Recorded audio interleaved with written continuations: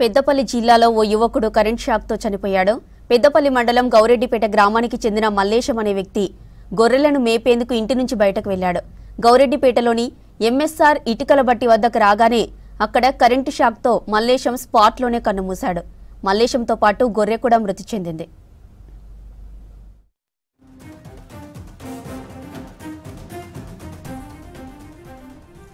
MSR ఇటుకల బట్టి యజమాని విద్యుత్ తీగలను నిర్లక్ష్యంగా భూమిపై వదిలివేయడం వల్లే మల్లేశం కరెంటు షాక్తో చనిపోయాడని మృతుడి కుటుంబ సభ్యులు, బంధువులు ఆరోపిస్తున్నారు.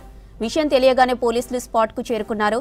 మృతుడి కుటుంబ సభ్యుల ఫిర్యాదు మేరకు కేసు నమోదు చేసుకుని అన్ని కోణాల్లో దర్యాప్తు చేస్తున్నారు పోలీసులు.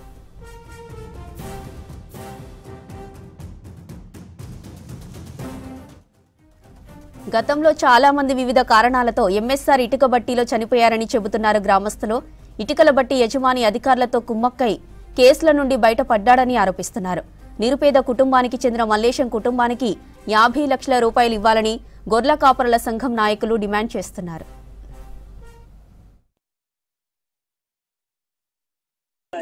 అంత వైర్లు గట్ట కిందికి ఉండే ఆ వైర్ల బలాన ఎట్టుంటది. గొర్రె పిల్ల కిందికే ఉండే ఆయన వట్టి వైర్ అనుకుని పోయిండు. ఆయన వైర్ను దాన్ని తీస్తారు అనుకున్నాడు కొడుకు. ఆయన పోయి తట్టు చేసాడు. మామూలు మంచిగా అందరికి పని చేయొచ్చు. మాకు ఇంటి కాడ మా ఓపరం చెప్పినా కానీ మా ఇంటికి వచ్చేది మమ్మల్ని ఆధారం పోయేది. మా బావ కొడుకు వాళ్ళ అమ్మ అట్టిదే కళ్ళు లేవు, ఏం లేవు. వాళ్ళ అమ్మకు ఏమి చెవులు రావు, కళ్ళు రావు. ఆయన తెచ్చి పెడితేనే బతికాడు. వాళ్ళకి పెద్ద కొడుకు మోట వాళ్ళ పని చేసుకొని ఓట్లు పెట్టుకొని బతుకోండి. వాళ్ళకి ఏమి లేదు, అట్టుగానే ఉన్నారు. మీకు అతను అయితే మొత్తమే కళ్ళు లేవు, ఏం లేదు. అట్టుగా పండు పొరుక్కుంటూనే ఉంటుంది. ఆయన తెస్తే ఇంత అండి పెట్టేది ఆ పిల్లగాడు తెచ్చి.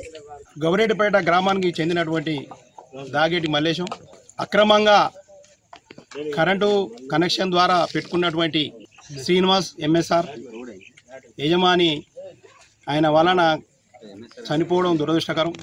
పేద కుటుంబం కాబట్టి ప్రధానమైన సమస్యగా 50 లక్షలు నష్టపరిహారం ఇవ్వాలని డిమాండ్ చేస్తూ ఉన్నాం. లేని ఏడల కలెక్టరేట్ ముట్టడికి కూడా సిద్ధంగా ఉన్నాం.